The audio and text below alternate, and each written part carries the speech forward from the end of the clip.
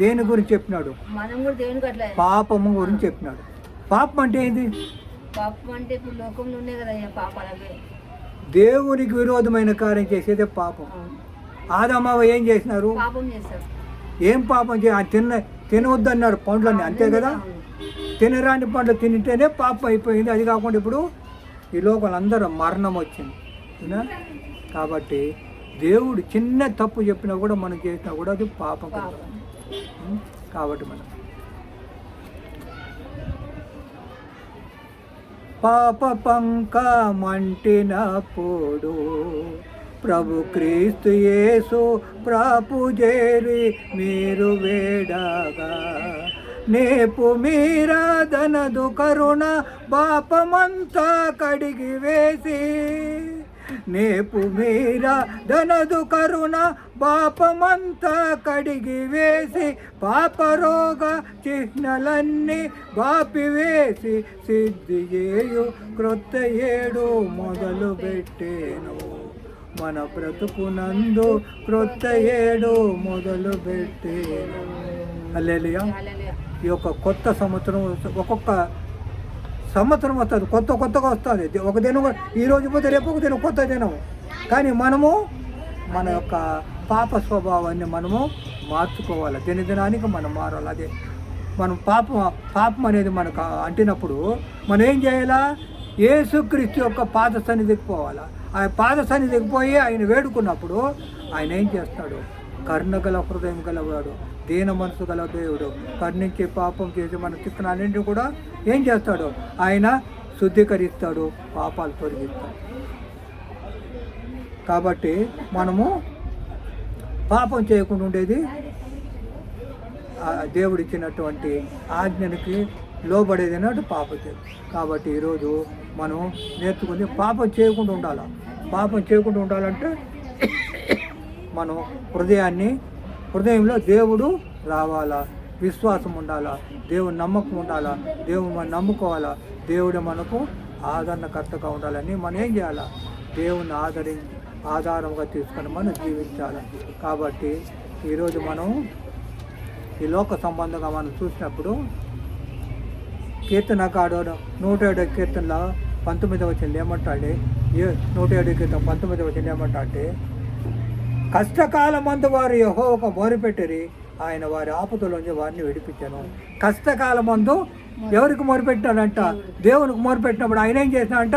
వాళ్ళని విడిపించినాడంట, కాపాడినాడంట, తోడుగా ఉన్నాడు. చూసారా ఎంత గొప్ప మాట అండి. మన కష్టం వచ్చినా నష్టం వచ్చే బాధన దేవుని సరే మొరపెట్టాలా. అదే 107:13 చూసినట్లయితే అదే మాట, కష్టకాలమందు వారు యెహోవాకు మొరపెట్టిరి, ఆయన వారి ఆపదలోని వారిని తప్పించాడు. ఆపదలను తప్పిస్తాడు అంటే కరుణిస్తాడు కట్టాలి. కాబట్టి మనం ఏ విధంగా ఉండాలా? దేవుని సన్నిధిలో ఆపద వచ్చినా నష్టం వచ్చినా దేవుని సన్నిధిలో మొదలకు మోకరించి ప్రార్థన చేసుకోవాలి. ఆ తర్వాత మనము ఏం చేసినా కూడా. కాబట్టి ఇక్కడ చూసినట్టయితే లూకా 18లో ఏమంటా అంటే, లూకా 18లో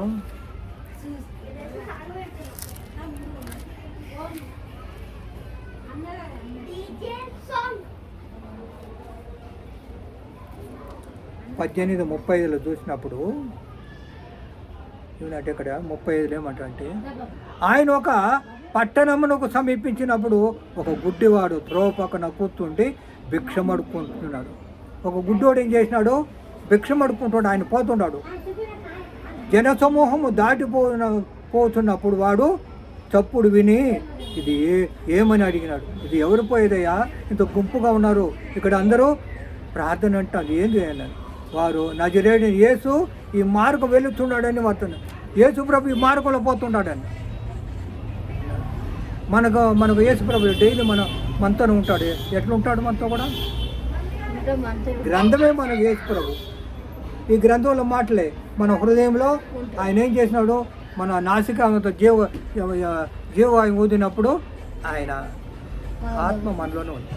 కాబట్టి మనలోనే ఉంటాడు దేవుడు. కాబట్టి ఏమంటాడు? మీరు నా ఆలయమై ఉన్నారు. ఇది ఆలయము, దేవుని ఆలయం ఇది. కాబట్టి ఇక్కడ వాడు ఏం చేస్తాడంటే, త్రోవ పక్కన కూర్చున్నాడు, భిక్షం అడుక్కుంటా ఉన్నాడు. వాడు గుడ్డివాడు. కళ్ళు కనబడదు వాడికి.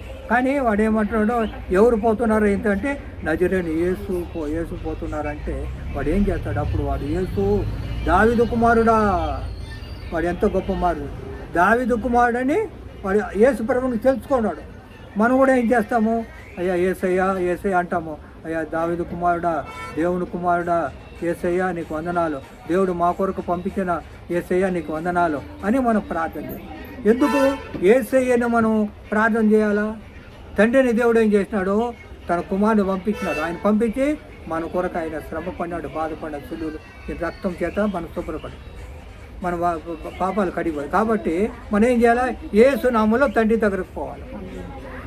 తండ్రి ఏం చేసినాడు? యేసు ప్రభువుని పెట్టాడు. అందరూ అడుగుతారు, మీకు ముగ్గురు దేవుడు. మాకు ముగ్గురు దేవుడు కాదు, యేసు ప్రభు దేవుడు అంతే. సృష్టికర్త తండ్రి సృష్టించినాడు. దేవుడు ఆ సృష్టిలో పాపంలో మనం పోకుండా యేసు ప్రభువుని మనం ఆయన దేవుడు. మనం తండ్రి అన్నాడు, ఆయన నమ్ముకోవాలి మీరు, ఆయన మూలంగా నా దగ్గర. కాబట్టి మనకు ఒకే దేవుడు యేసు ప్రభు. అప్పుడు ఏమంటున్నాడు? దావీదు కుమారుడా యేసు నన్ను కరుణించి మనకి కేకలవుతుంది. అందరూ ఏం చెప్తారు? ఊరుకుంటూ మాట్లాడబాక, అరవబాక అంటూ ఉంటారు. కానీ అంతటా యేసు నిలిచి వాని వద్దకు వాని తీసుకొని రమ్మంటాడు. దగ్గరకు వచ్చినప్పుడు వాడిని ఏం చేస్తాడు? ప్రభువా చూపు పొందుతున్నానే నేను. ఏమన్నట్టు నీకేం కాదు, చూపు కావాలా నాకు అన్నట్టు. అప్పుడు యేసు చూపు పొందుము, నీ విశ్వాసం నిన్ను స్వస్థము. విశ్వాసం నీ దగ్గరకు వస్తే నువ్వు ప్రార్థన చేసి నాకు చూపు వస్తుంది. ఇప్పుడు మీరు ఇంట్లో మీ సహోదరు కొరకు ప్రార్థన చేస్తుంటారు, నాకు ఆరోగ్యం కలుగుతుంది. యేసయ్య నాకు ఆరోగ్యం కలుగుతుంది, నాకు తప్పుని ఈ యొక్క దెబ్బ, ఈ యొక్క వాపంతా తగ్గిపోయింది, నొప్పి తగ్గిపోయింది. ఎప్పుడైతే ఆమె విశ్వాసం, యేసయ్య నాకు ఆరోగ్యం ఇచ్చిన స్తోత్రం. విశ్వాసం ఆ విధంగా ఉండాలి. విశ్వాసం ఇచ్చేటప్పుడు మనము మన కార్యం తినాలి. కాబట్టి ఇప్పుడు గుడ్డోడు ఏమైపోయినాడు? చక్కటి కళ్ళు వచ్చి నడిచినాడు. కాబట్టి మనం ఏం చేయాలా? ఇప్పుడు మన సహోదరు కొరకు నేను ప్రార్థన చేసేది, మాట చెప్పేది, ఆమె ఏమనుకోవాలా? మనము నేనయ్యా నేను తప్పు చేసిన, నాలో ఏదో తప్పు ఉంటుంది, పాపినయ్యా నన్ను క్షమించు, నా యొక్క శ్రమ తీసివేయి, ఈ బాధ నేను భరించలేకుండా నేను లేయలేకపోతున్నా, నా శరీరం ఎంత బాధపడతాను, నా నొప్పులు బాధలు ఎవరు? నువ్వు ఒక్కరికే తెలుసు. ఇప్పుడు ఆమె నొప్పి బాధ దేవుడు తెలుసు, ఆమెకే తెలుసు, మనకు తెలియదు. మనం అనుకుంటారే సరిగ్గా పడుకో లేయి అని అంటాం, కానీ ఆమె బాధ ఆమెకే తెలుసు. కాబట్టి ఇప్పుడు మనం ఏం చేయాలా? ఆమె బాధని గుడ్డోడు పోతూ ఉంటే ఏమో యేసు నన్ను నాకు కను చూపి ఇచ్చావు, నువ్వు నమ్ముతాను అని చెప్పి అన్నప్పుడు ఆయనకి స్వస్థత జరిగింది. ఏమైపోయింది? చూపు వచ్చేసింది. కాబట్టి మనమందరం కూడా ఈ లోకంలో ఆయన నమ్ముకున్నప్పుడు ఆయన ఏం చేస్తాడు? మనల్ని కాపాడి స్థిరపరుస్తాడు. కాబట్టి ఈ మాటలు మన హృదయంలో భద్రపరుచుకోవాలి.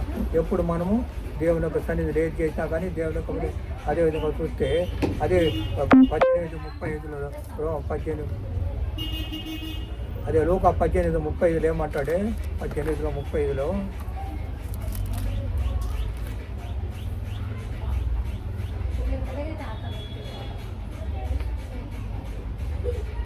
ఆయన ఏరుకోపండి ఇది చెప్పిన అవతల అదే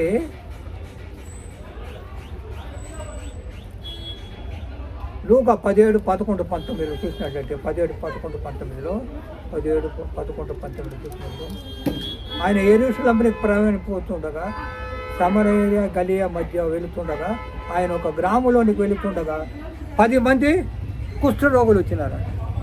10 మంది కుష్ఠరోగం పట్టుకుని వెళ్ళి ఏం చేస్తున్నారు? అక్కడ ఉంటే యేసు ప్రభు పోతా ఉంటే అయ్యా మమ్మల్ని ఆరోగ్యపరచండి. ఆయన ఏం చేస్తాడు? 10 మందిని ఆరోగ్యపరుస్తాడు.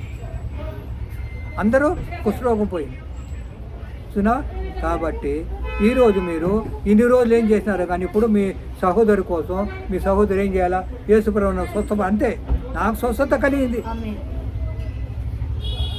అర్థమైందా? కాబట్టి విశ్వాసం ఉంటే దేవుడు ఆరోగ్యపరుస్తాడు. కాబట్టి మనమందరం కూడా, నేను కూడా సరే వదిలేసి అందరి కొరకు ప్రార్థన చేస్తూ ఉంటాను. ప్రభా నా చిత్తం కాదు, నీ చిత్త ప్రకారము ఆరోగ్యం చేయి. నీ చిత్త ప్రకారం నాలో విశ్వాసం వదిలేదు, నేను సరైన సేవకుండా కాదు, నేను వారి కొరకు ప్రార్థన చేసే కార్యక్రమం, కానీ నీ యొక్క చిత్త ప్రకారం జరిగింది ప్రభు. కాబట్టి ఆ విధంగా మనం ప్రార్థన చేసినప్పుడు దేవుడు మనం ప్రార్థన ఆలకిస్తాడు. అదే అయ్యగారు చెప్పిన మాటల్లో మనకు ఈరోజు ఏమైంది, పాపం అనేది ప్రతి ఒక్క మనిషికి ఉంది. మనం ప్రార్థన చేసినప్పుడు విశ్వాసంతో కూడిన ప్రార్థన.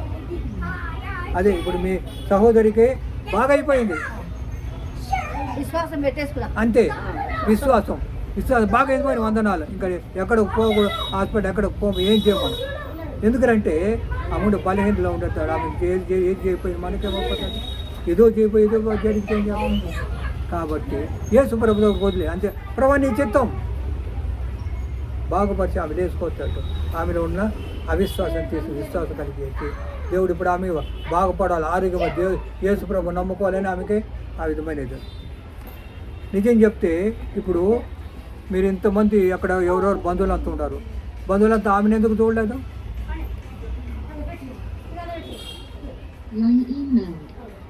10 మంది ఉండారండి, బంధువులు ఉండారు, వాళ్ళు అందరూ ఉండారు, వాళ్ళందరూ ఎందుకు ఏమి చూడలేదు? దేవుడు ఇక్కడ ఆమెకి ఏర్పాటు చేసి పెట్టుంటాడు. పలానా చోట్ల ఉండాలా, పలానోళ్ళ మూలంగా నేను స్వస్థత పొందుతాని ఇక్కడ దేవుడు చెప్పినాడు. కాబట్టి ఆ ప్రకారం ప్రభా నీ చిత్త ప్రకారం ఆరోగ్యం అంతే. దేవుడు గొప్ప కార్యం చేస్తాడు. గుడ్డివారిని అంగైన అందరినీ లేపినాడు. కండ్లు గుడ్డివారిని కూడా స్వస్థత కలిగి చేసినాడు.